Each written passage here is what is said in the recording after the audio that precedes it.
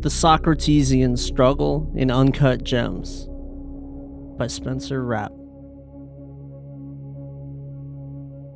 What do we risk to live the life of our dreams? To bask in the limelight.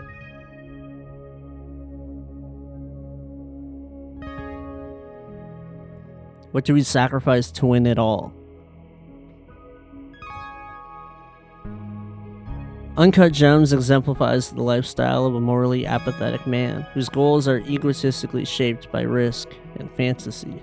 Alternatively, Socrates defines an opposing life of justice in the Republic through intriguing examples and the Socratic method. Jason Chapman describes the film's protagonist, Howie Blank Ratner, as a man who doesn't know what's good for him. He only knows what feels good. Chapman's assertion is absolutely correct and shows the opposition of Howie to the age-old philosophical debate laid out in the Republic. Howard Ratner's life rejects Socrates' forms of just living and extrapolates this antithesis through speech, action, and disposition. The film is a vulgar, stressful, blood pressure heightening mess filled with fast-paced talking, multiple dialogues engaging simultaneously, and shady dealings around every corner.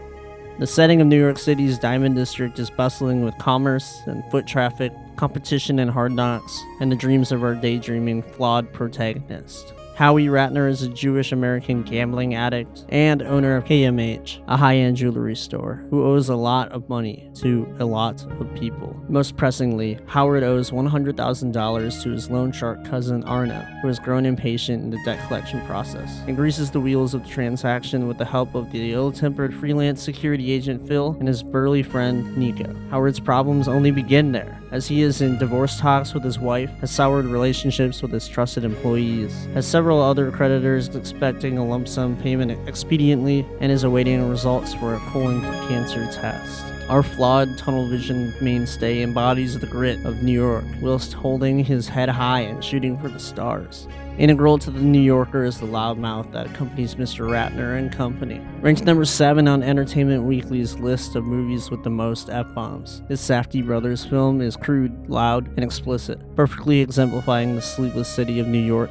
However, Socrates claims that good speech accompanies good disposition. So, does Howard exemplify good speech? In multiple instances, how he lies and deceives those around him.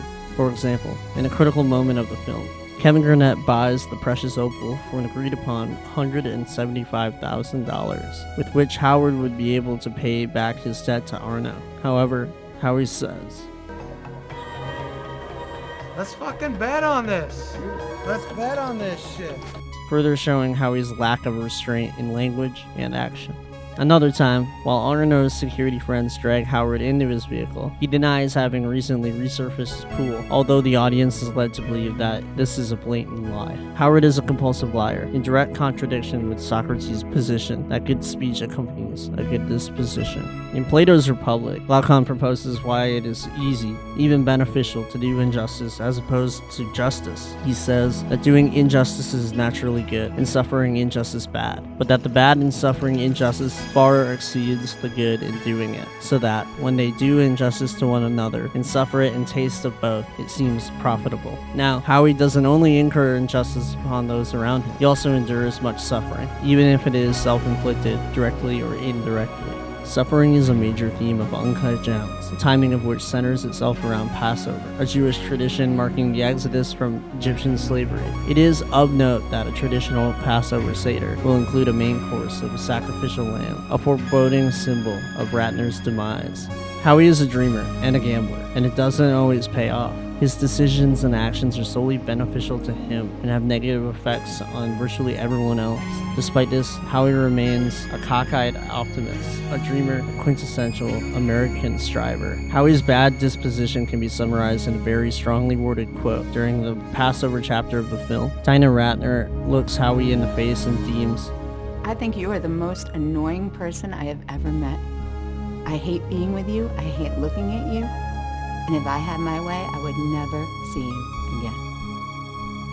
In many ways, the film's audience might resonate with the statement. Being locked in Howie's mind for 2 hours is nothing short of palpitation-inducing. Socrates argues that good souls are accompanied with good disposition. Howie fails in every aspect to exemplify just living, and so Howard Ratner rather exemplifies the Socratesian struggle of modern-age Americans through a poor disposition and a lack of concern for a crumbling personal life at the hands of greedy gambles, risky contracts, and a less-than-legal enterprise. Howie has many bounties on his head, at least metaphorically, and his demise can be seen from eons away, with the very opening scene in Ethiopia displaying a gruesome minor injury that gives opportunity to excavate the faded black opals that Ratner has arranged to bring to the US. There seems to be a negative aura around Howie from the first second we glance into his viscera. As with many gambling movies, the audience should not be surprised that Howie is killed over a large debt, but it is not without shock at the timing of his execution. After winning the score of a lifetime through a 6-way parlay bet that relied largely on the tip-off for the Celtics Game 7 of the NBA Finals, an elated Mr. Ratner exclaims, "I love you," repeatedly.